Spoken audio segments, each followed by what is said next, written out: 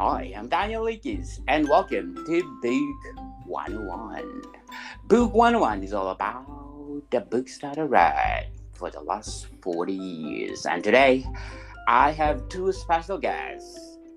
They are both unique in their own style of writing. Award-winning author. They are the king of anthologies. Their latest book, Gone, a gripping collection of short crime stories, is on the top Amazon charts. Please welcome Mr. Nathan Pettigrew and Sebastian Weiss. How are you, Mr. Nathan? I'm good. How are you? I'm fabulous like you. And Mr. Sebastian, how are you? Oh, taking it one day at a time. So far, so good. Thank you for having you both. And Mr. Sebastian, can you please introduce yourself? Yeah, I'm Sebastian Weiss. I am the founder of Outcast Press, and where we specialize mostly in transgressive fiction, dirty realism, noir, kind of outsider lit. In terms of writing, I mostly write noir, transgressive fiction, sometimes horror, sometimes westerns, but my main bag is crime, noir, transgressive fiction. Interesting. So, how would you structure your writing? Usually around a character. I mean, my stuff tends to be, I guess, more literary in nature. And so usually I have a character in mind. And then a lot of my stuff is like character studies. Like I want to get into the mind of that person. Yeah, the plot's there. The plot moves along. But kind of want to like really investigate, especially characters that are like very anathema to myself. So like this coming year, next fall, I'll have a short story collection coming out. And in that, I have a longer piece where I delve into the mind of an incel, right? Because the way that incels think is so divergent from how I think that I wanted to understand that thought process. And what the way to do that than writing, because writing requires a level of, if you're going to do it well, it requires a level of empathy. And that piece actually kind of broke me a bit because those people are just like fucked. Like there's just no nice way of saying it. So I think that's how I do it. Or I have like an idea. Like, and I have an idea. I'm like, I wonder if I like, explore that. It's all like an exploratory process. It's begin with a question. Yeah, it begins with a question usually. The story in the Gone anthology, it was called Driver, and inspiration for that actually came from when I watched back in 2019, 20, I forget. 2 years to get that in. When I sat down and I was like, I just want to watch a brain dead movie, some brain dead movie. So I put on Drive, and I thought that was going to be just a brain dead movie. And in the opening scene, it's got a getaway driver that it's not high speed chases, right? He's following traffic laws. He's pulling over when he sees something. Yeah, there's some moments where there's fast, and I'm like, interesting. And so I'm thinking to myself, I want to write a story about a driver that's his job, but he's not a race car driver. He used to be, he wanted to be, but he's not. And that's his occupation. And it takes place with him driving. And that's how my story Driver was born. It was, how could a driver, like a professional driver, do that? And it centers around late 60s, early 70s. This guy, his name is Rick, shuttling women to and from illegal abortion clinics. And that's how that was born. It was born with just like, fascinating because usually whenever, if you were to think of a movie like Driver, you'd think, oh man, Vin Diesel type stuff, Fast and Furious. I'm like, I want to tone it down. I want to tone it down a bit. I decided to explore that, and So you're writing right now short stories. Is this your stepping stone to write a novel? Yeah, I mean, I never thought of. I mean, short stories and novels are different skill sets. I mean, not completely different, but in a way, short stories are easier, but they're also harder. I think a lot of people find short stories harder because they drone on a lot, and I don't. Right? I'm very Yes. stripped to the bone. Like if you read my stuff, like it's very stripped down. It moves at, I would like to think, a pretty quick pace, and I jam a lot of stuff in. And so I find novels hard. That being said, I mean, I do have a rough draft of the piece I just talked about, Driver, completed. I have another novel completed called Heaven's Tourist about a guy who fakes a near-death experience for attention, fame, and money. That one I'm not so sure if it's good or not. I'm not quite sure.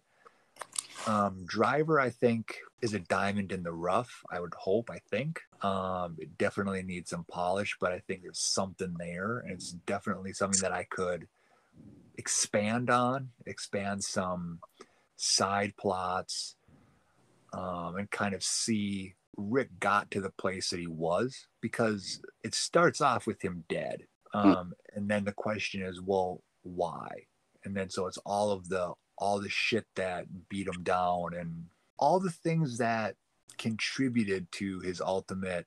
Yeah, and like again, the inspiration for like Heaven's Tourist came from, I mean, again, I was just like reading about, like I was reading a news story about that now defunct book, The Boy Who Came Back from Heaven. And I thought, man, that's a really good, like a little kid conned people. I'm thinking, well, this would be great. Like if you're a con man, like what if a con man did this? Like what if there was a con man Yes. and he was kind of down on his luck. He thought, oh, wow, people eat up near death experience stories. I want to get into that market. I want to get into that scam. And then, of course, he does it. I mean, it does it a little bit too well, and things go off the rails for him. And pretty much all my pieces, things go wildly. It's like, I don't know how Nate writes, but I always try to have the mentality Kurt Vonnegut, which is things can always get worse, right? So I like to have things always get like progressively worse and worse for my characters. And so, like, almost never do they end up in a good way. They always end up breaking bad in some sense, or just. Mr. Nathan, can you please introduce yourself if I missed something in my introduction? Sure. My name's Nathan, and I'm a writer. I focus on short fiction. Really, I've been writing about 10 years. I took a few years between, I want to say 13 or 14 until 2017. So I haven't been writing all that time. I stepped away from it for a while, but I came back around 2017, as I said, and then took another break for a couple of years. But really, I've been writing seriously since, let's say, 2020. As far as just doing it every day and writing as much as I can. And so that's really what I do is I just write every day and I focus on short stories. That's what I love to read most, and that's what I like to write most. Do you think that writing short story is your stepping stone to write a novel? Not necessarily. I've taken some workshops where they teach you that. They say it's a good stepping stone to writing novels. I'm not saying no, never say never. I have no shortage of ideas. It's just that my goal right now is to get a short story collection published. My favorite books of all time are like Donald Ray Pollock's Knock 'em Stiff, Jesus' Son by Dennis Johnson, Reasons to Live, Amy Hempel, Drowned by Juno Diaz. Another good one is Crimes in Thunder, Indiana by Frank Bill. These are the books that I can read over and over again. And so I visit those books, frequently, or revisit them, I should say, versus novels where a novel I'll read it, but I won't necessarily go back to it. There are a few authors that I do reread their novels, like trying to think off the top of my head, Craig Clevenger, Will Christopher Bear. Those two authors, Yeah. I've read their books several times, but usually with a novel, I'll read it once and I'm good to go. Whereas short story collections, I'll always come back to them. I just love them, and there's a lot of good ones out there. So, and that's what I like to write.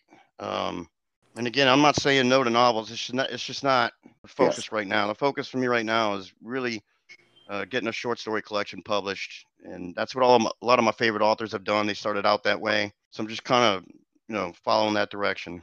I mean, and it takes, I mean, and for being a stepping stone, I mean, it's also a lot of, how do I say, like less time commitment, and you can kind of figure out, like, even if your ultimate goal is to be a novelist, even if you never get a short story published, I would say still spend a few years doing it to see what you like to write, Right. because then I mean, you may say, well, I mean, you may start out thinking, gee, I want to write westerns, and then you realize, you know what, I kind of don't like doing that. Well, now you've only wasted, you know, 3,000, 4,000 some words, or whatever, and you didn't devote a full novel to it, right? And you may say, well, no, I actually like writing horror, or oh, I actually like writing crime. And so it lets you experiment, and the short story format really lets you do that. It really lets you kind of experiment, find kind of what you like to write. And I mean, Yeah, and I think of it like a mixtape versus an album, right? It's like a yeah, Mm. and mix. I would agree. I found that to be the case. I try to focus primarily on crime. That's my favorite genre to read and write. However, I've kind of deviated or into like slice of life literary fiction. So I've done some nonfiction. So I agree with you saying. I think I'm gonna do one thing, and then I find out I have another idea, and I just go with that. And it's really what I see in my head, and that's what I've come down to realize is that it's whatever story I see in my head, and if I can put that to paper and get it published, then I'm good to go. But you're absolutely right. I've found that to be the case with me, where I'm writing different stuff or experimenting, and it's worked out, fortunately. Sounds interesting.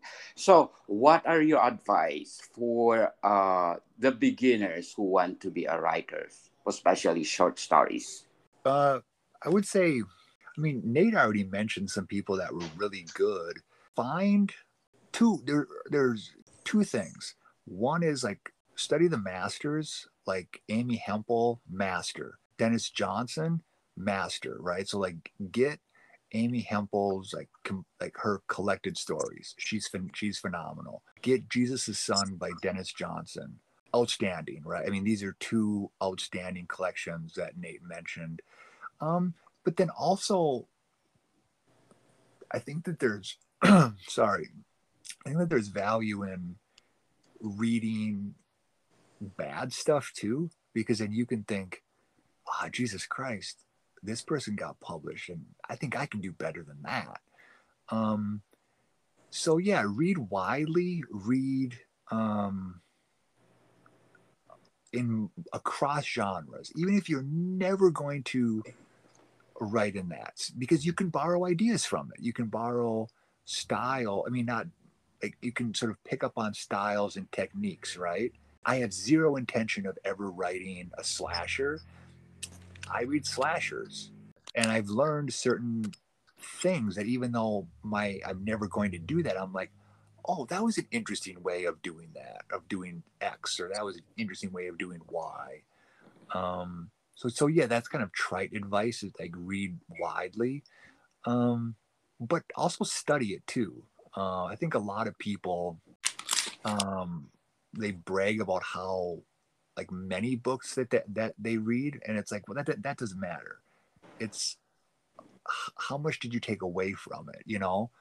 I much rather admire somebody who says, I read 10 books a year and like I really grasped them, than somebody who's, oh, I pound out 100, but what did they learn from it, right? Then what, they forgot about it the next day. It's just like watching a movie and then it just slips the memory.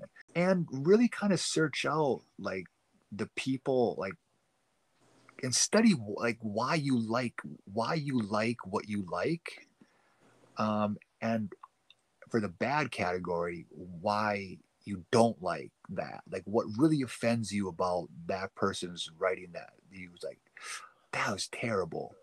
And same thing with the good stuff that you find really good, like, why did I like that so much? You might not be able to put your finger on it, but oftentimes you can say, oh, here's how they were writing descriptions. Oh, here's how they were doing this. And also, two of the best writing articles are by Craig Clevenger, and he's got them both up at Lit Reactor. Like his one on evocative descriptions, I think it's called "The Devil's in the Details." And for him, I mean, that's just phenomenal, right? I mean, basically, it's like it's an essay and a master class, pretty much, in how to write descriptions that are not boring, right? Because we've all read descriptions that are like, 3-4 pages long, and you're like, Jesus Christ. And it's like, no, you can sum all that up in like a sentence or two, and bam, then you can get to the good stuff, right? Yes. So that would be my advice. And then, I guess the final thing is, a lot of people think they're just going to immediately be good. They're not. You're none of us. It doesn't come natural for anybody, right? It's a skill. It's like playing the piano. It's like doing anything else in life. It's a skill, and it takes practice. Took me 10 plus years before I ever got anything published, and the stuff I go look back on from years ago, I cringe at. I'm like, oh, Jesus Christ, that was terrible.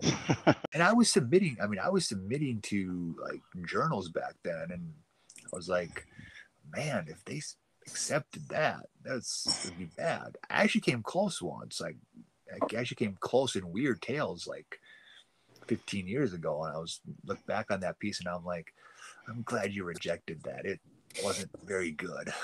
Listen to the expert, people.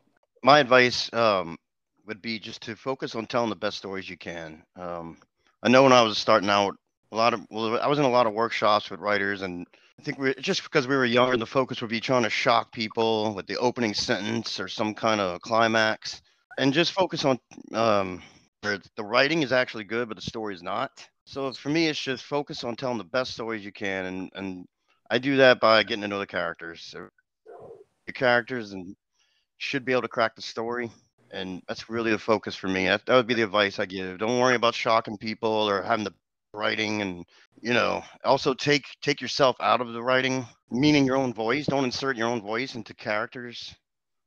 Just focus on telling the story. Writing is just like another hobby, like paintings, like swimming. If you master it, it's just come naturally. Yeah, I agree with Seb. I have to do it every day. If I don't, I get a little, trying to think of the best word, aggravated. Just internally, something's not right. I just have to do it every day, and I find that the more I do it, the better I get. Practice make you perfect. Yeah. So let's talk about your latest book, Gone. What do you think? Why it's on number one on the first week? I mean, people's reading habits are fickle, and why something succeeds and why it doesn't, I don't know. I mean, my guess is a combination of several factors. It's got Steve Gold's name on it, right? And like, he won't admit this. I mean, he downplays this, but he's hot shit in the noir world, right? I mean, if you ask him, he says he's a nobody and whatever, but he's really not. Like, he's like the next, like, I've told him this. He's like the next Is it Jim Thompson? Is that what you're thinking of? Jim Thompson, yeah. Like, I told him, like, he's like the next like Jim Thompson. Just because Steve's writing, it always just cracks and snaps, and it's just bam. And so I think that helped sell copies, certainly. Um, Also, the lineup, and the lineup was like incredible. phenomenal, right? I mean, Yes. the lineup was phenomenal. It had I've never heard this guy's name pronounced, and so like Richard Kismera, is that how you say it? Chismore, okay. Had him in it. Who else famous did it have? I forget. Like, I'm not gonna say like I'm famous or like a lot of people, but There's a like lot of people. he's Bev Vincent in Bev there. Wise Vincent. Khan. Yep. A lot of Judith O'Reilly. A lot of talented authors are featured in that anthology. And again, Yeah. like Sebastian saying, as far as Steve goes, his book "Say Goodbye When I'm Gone" that's one of the best crime novels I've read in the last few years. So that was a big draw for me. The fact that he was editing it, it's on Red Dog Press. They release a lot of great books. They have a following. So So Mr. Gold inspired you in your writing. does he inspire me? Sure. In what way? All right. Well, if you ever seen the movie Heat, that's one of my favorite crime movies of all time. And when I read Say Goodbye When I'm Gone, or even like Godfather 2 is another one, it switches between times. He deals with a lot of historical elements, different time periods. And it's global crime. It's not just set, in one country. It's all over the world. And it's just fascinating to me. So as far as inspiring, it's just, there's no limit. Just go for it. And that's what he did with that book, I feel. Yeah, and like when that book was released, there was like a Lit Reactor article on that I stumbled upon, and that's when I became a fan because he's like, if you're not going to write honestly, don't bother, or something like that. It was a headline, and I read it, and I immediately became a fan. I immediately knew that this guy wasn't going to water things down. He was going to present the nitty gritty and sort of the harshness of existence. And so I immediately gained respect for him. And yeah, I mean, the Gone um, books, right? I mean, they're just phenomenal. They're just absolutely outstanding. And I've yet to meet somebody that doesn't like them, right? Right. Yeah. They're just outstanding. So before I ever met him, I was a huge fan. And then I started talking to him, and just a super cool guy, just like really cool. I mean, he'll deny everything about him being like hot shit. Like he'll downplay that, but he's just He is humble. he's just humble. Yeah. Yes. Something That's else I wanted to point out when you asked about what inspires me about his writing, it's also um, has to do with Seb saying it's honesty. There's just honesty in it. pretty well said. If you given a chance that you're gonna write the whole book, The Gun, will you do it? A whole book? You mean a Yeah. novel? Yes. Yeah, I'm not saying never. As far as a novel goes, I have an idea in my head. I know the beginning, the middle, the end, the name of it. But that's a commitment that I'm not ready for just because I want to get that short story collection out. Those are my favorite books to read. That's what my favorite authors have done. So it's just more following those footsteps. But yes, I'm not saying no to a novel. That's not what I meant. It's just down the road a few years. And like for me, there are some things that think like I've got ideas and I know how I want to go about it. Um, but I don't think that I'm at the skill level to do it justice, if that makes sense. Like I'll give you an example. Like I have a novel idea where it's told all through. It starts off where there's this international assassin, this like real hardcore assassin chick, and she does a low level bank job that goes bad, and she's bleeding out, right? And she's got maybe 3-4 hours to live. And so she's just making her way through the city, kind of running from the cops and like recording into like a phone how she went from being like really kind of like sweet, kind of like a small town girl into this like international. And I don't know if I have the skill to do that quite yet, to do like kind of present it as audio recordings. And so for me, it's more, I need to practice. I need to sort of see how I can go about executing that. And, that, to be fair, I mean, that's how Stephen King did it with Under the Dome. I mean, he started that in, I think it was like the late 70s. And then he goes, this is too much. This is too much for me. I can't do it at this time. And so he kind of scrapped the idea.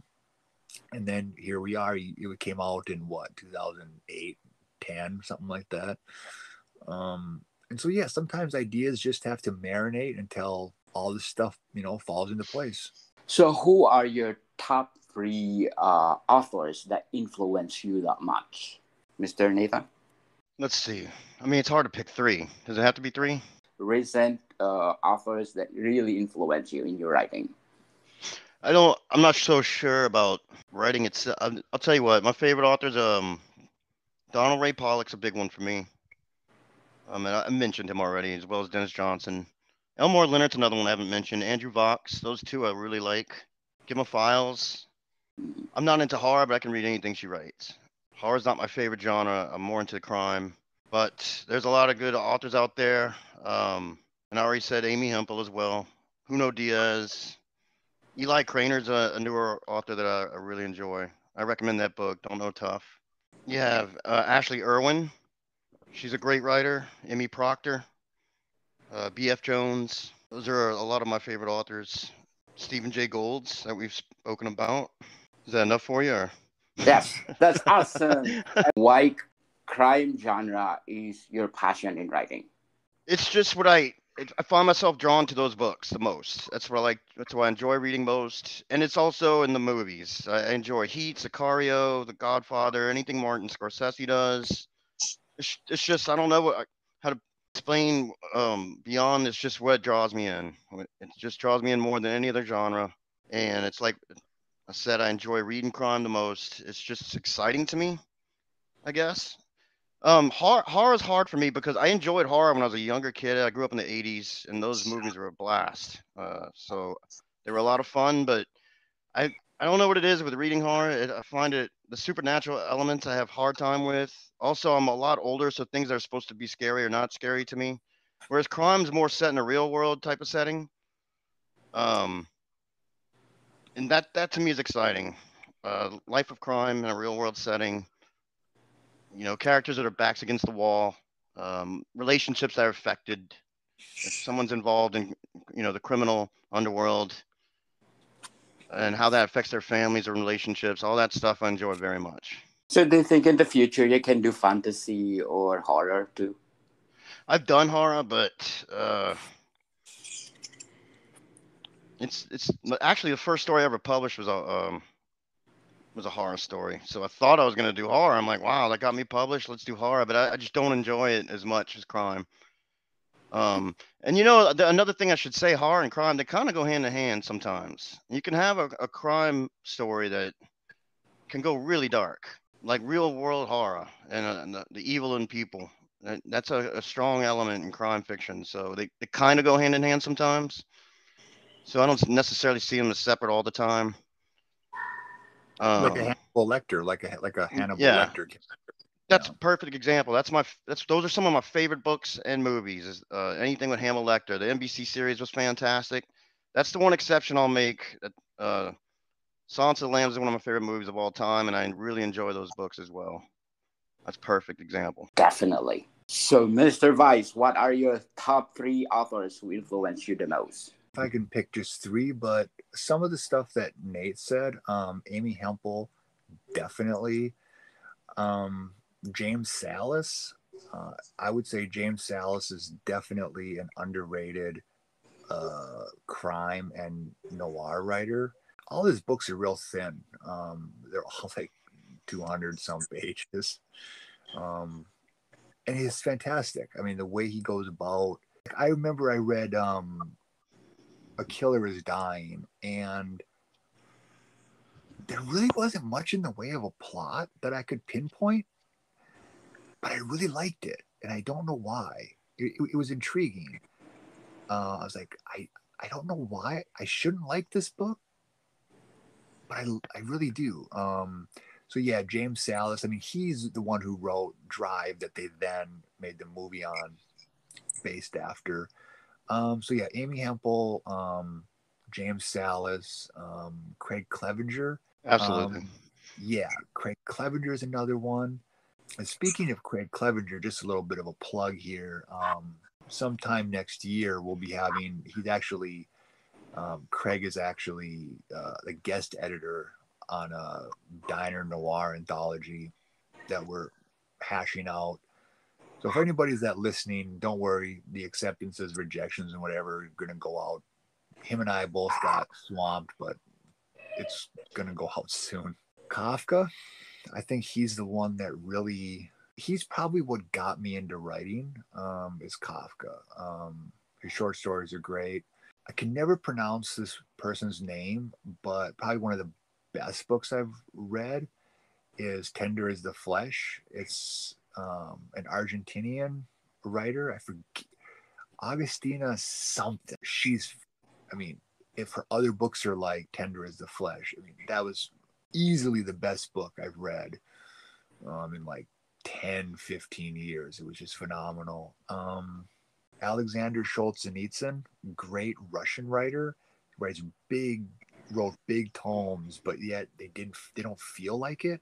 Like, for me, a lot of it is more like individual books than it is authors, with the exception of like Jim Thompson. I mean, he's an exception of like Steve Gold's, but yeah, most of it is just like individual pieces. Or even somebody like, I don't write science fiction really, but I mean, Philip K. Dick was a huge early influence as well. I mean, huge influence. Same with like Lovecraft was a huge influence. Probably missing some like people that once I think I'll be like, oh damn it, I missed. So do you think you can describe your writing in one word? Yeah, dark. Very, very dark, as in dark. Very, very dark. Yeah, you have to put some modifiers on there. Even Steve had to for my story driver, he had to come back and be like, all right, we gotta tone it down just a little bit. It's a little bit too hard boiled. And I'm like, well, I thought it was toned down, but I actually did tone it down, but so yeah, I guess that would be me. Is like, if you read something I write, you're not gonna write. You're almost certainly never gonna read any kind of like happy fairy tale ending or any of that. If you compare to your writing in music world, it's heavy metal. Is it that like that? Maybe. You don't like the metal, Maybe. Sebastian? Oh, I do, but I'm trying to think like if I had to actually put music to it, like something that kind of gets under your skin, makes you feel dirty. I don't know. Maybe like a Marilyn Manson. I'm not a huge Manson fan, but Yeah, me neither. maybe something like him. How about you, Mr. Nathan? How would you describe your writing? Honest. That's the only way I could. And I had time to think about that while you guys were chatting. I'm like, I have no idea, but just honest. I try to be as honest as I can with everything I write. I would add that too. I would add that as well. Honest, yeah. As far as music goes, I don't know. I do. I'll tell you this. I can't write without listen. I can't write without having some music on or in my headphones. I know that's different with everybody that writes, but I have to have music going, and it's usually Tool. Sometimes other stuff, but mostly Tool. And I don't know why. It just relaxes me and it puts me in a patient mood. And Tool's like one of the best bands around. Yeah.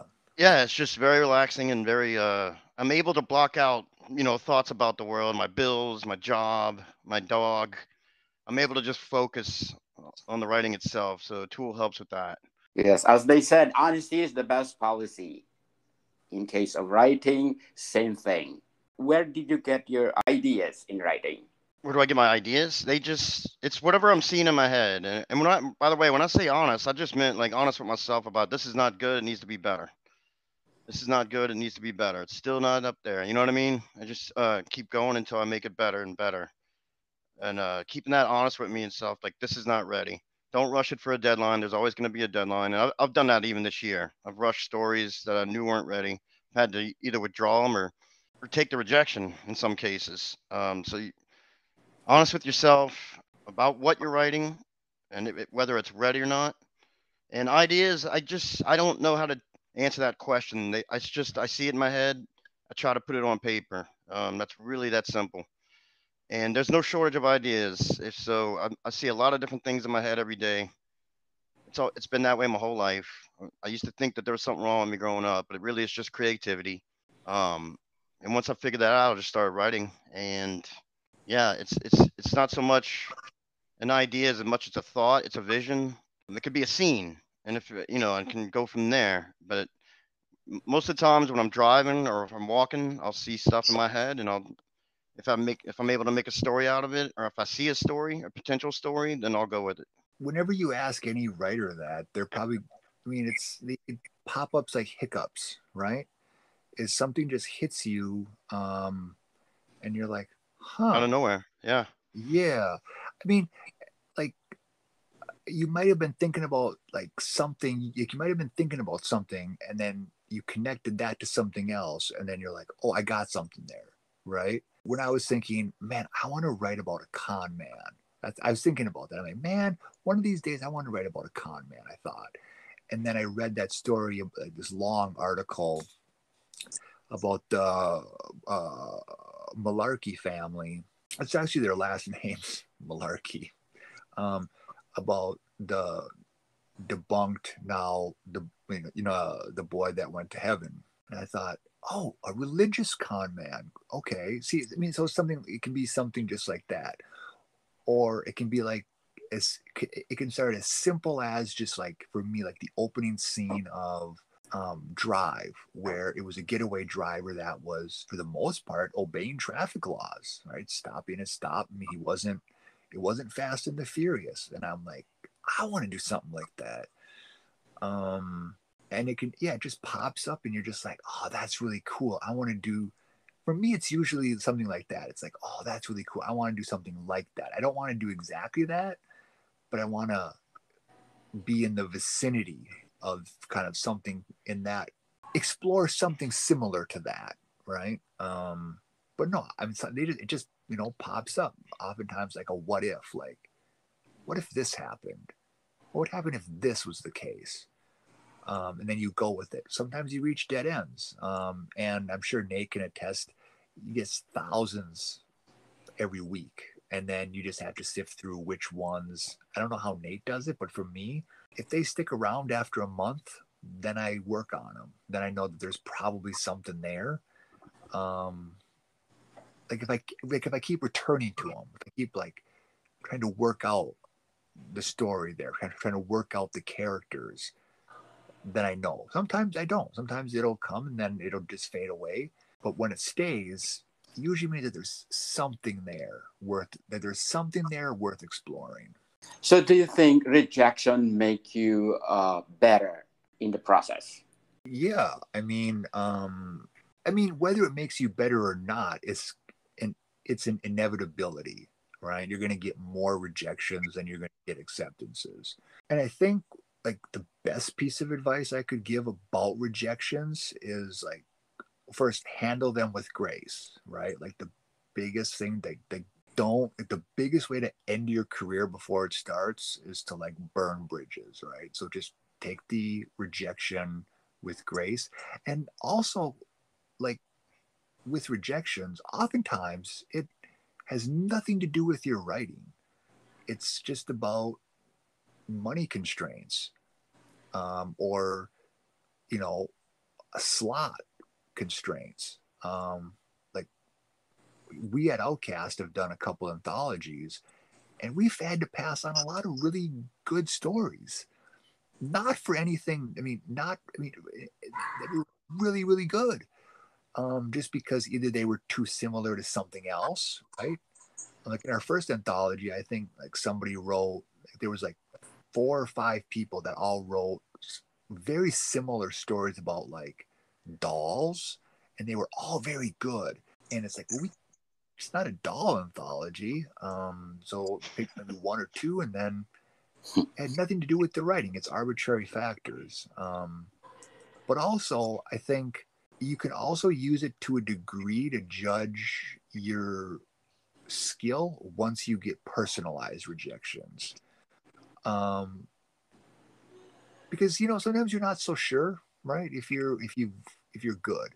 Much to my surprise, and I'm very grateful for this, but I've gotten like the 3 times that I've submitted to Cosmic Horror Monthly, um, my pieces have made it to the final.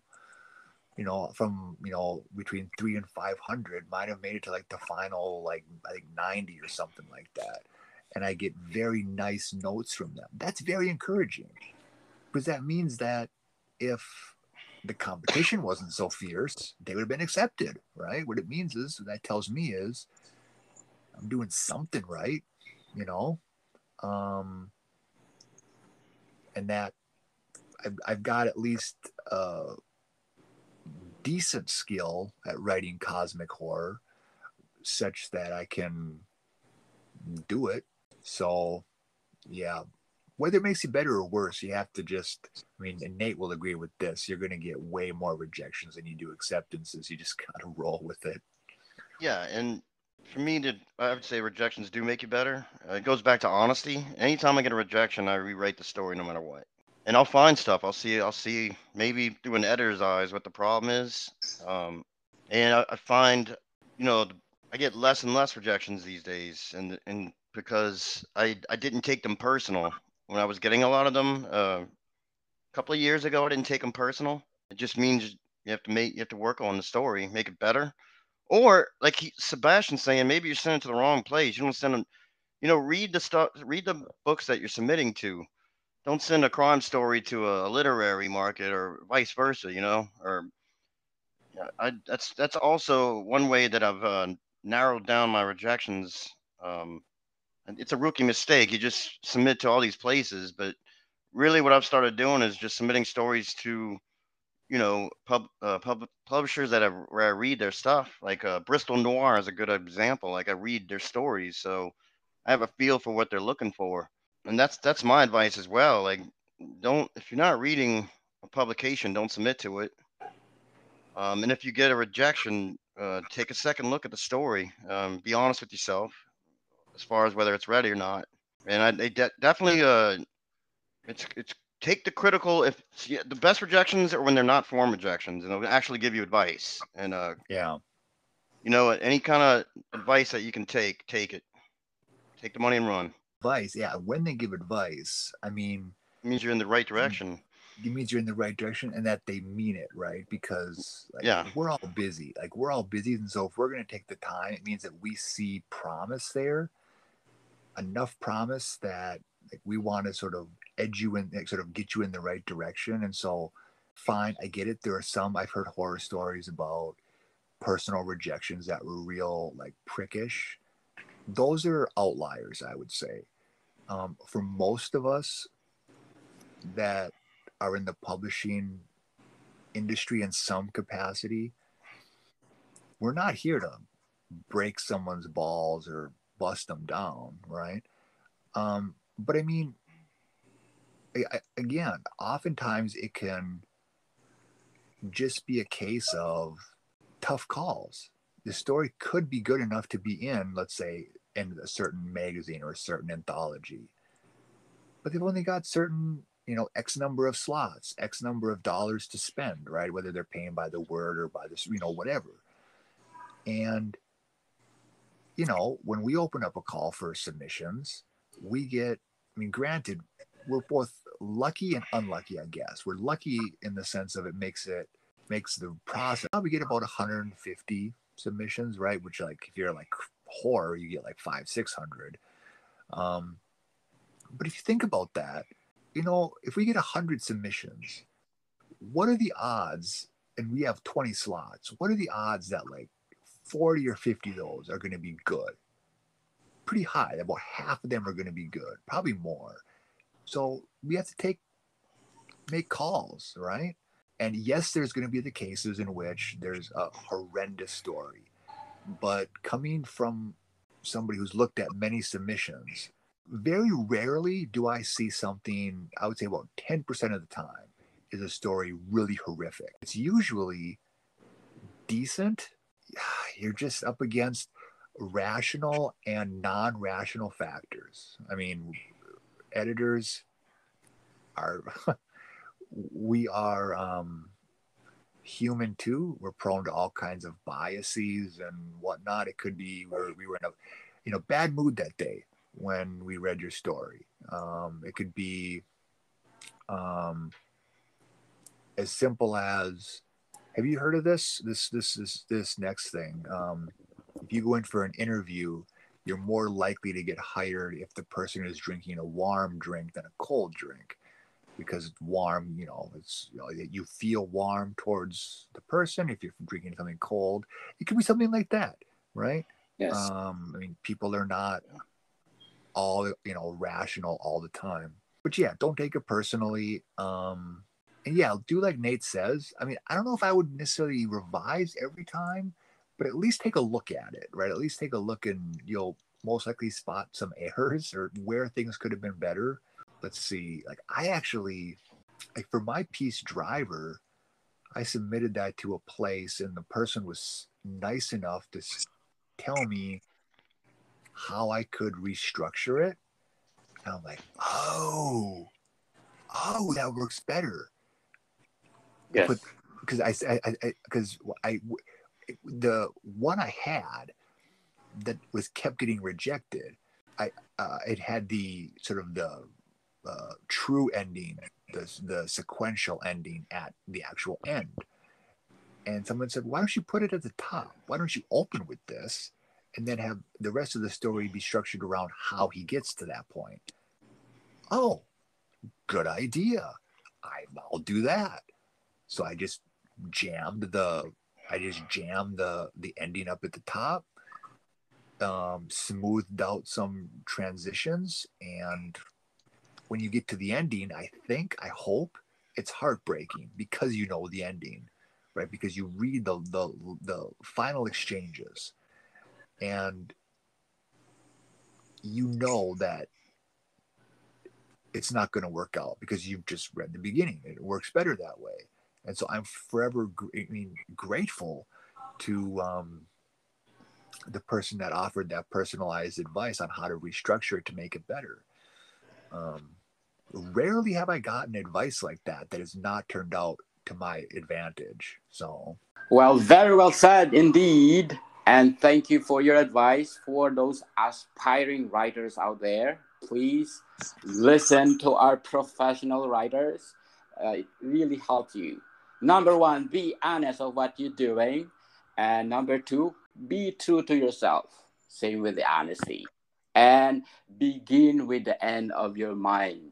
You think that is good for you to write? Do it and be passionate of what you're doing. So let's go back to Gone. Do you think if you have a movie contract for the book itself, do you think it suits for a series or for a movie? have to be a series because it's a Yeah, short story. absolutely. Yeah. Yeah. Not many good movies out there anymore. So definitely a Yeah. series. Make each story episode. There you go. 30 episodes. 30 episode, yes.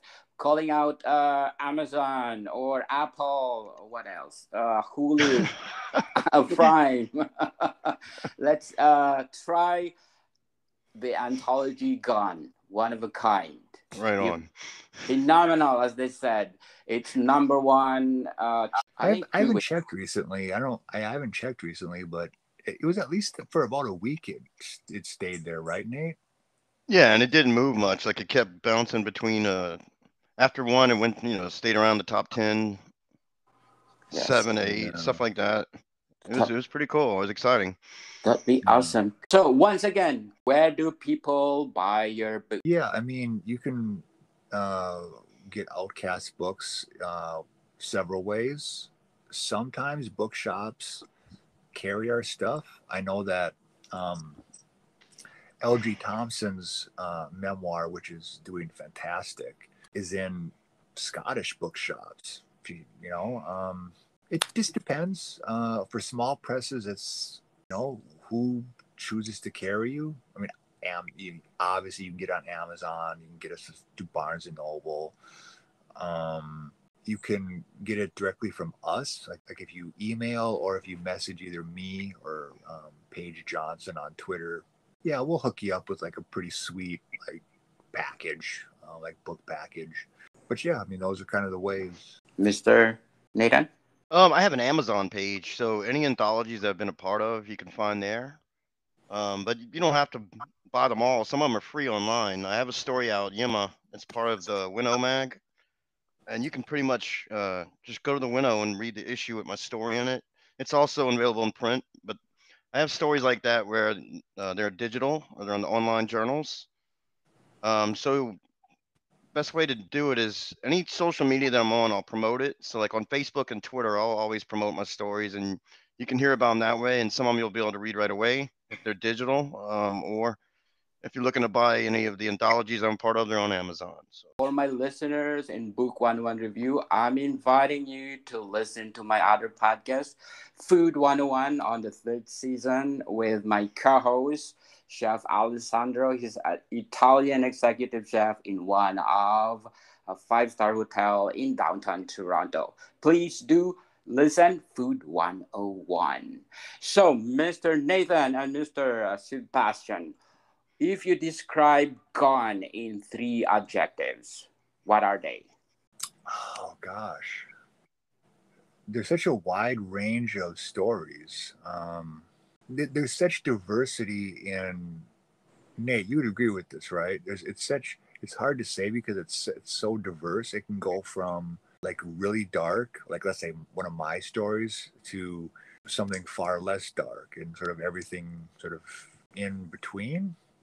so there you go. Those are three adjectives: Yeah, diverse, awesome, and bestseller. There you go. there you go. Bestseller. About your latest book, what the Yeah, the place where everyone's name is fear.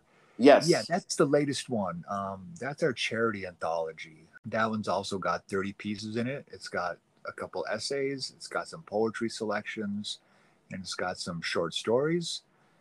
It's available on Amazon. It's a collaboration between Outcast Press and Anxiety Press.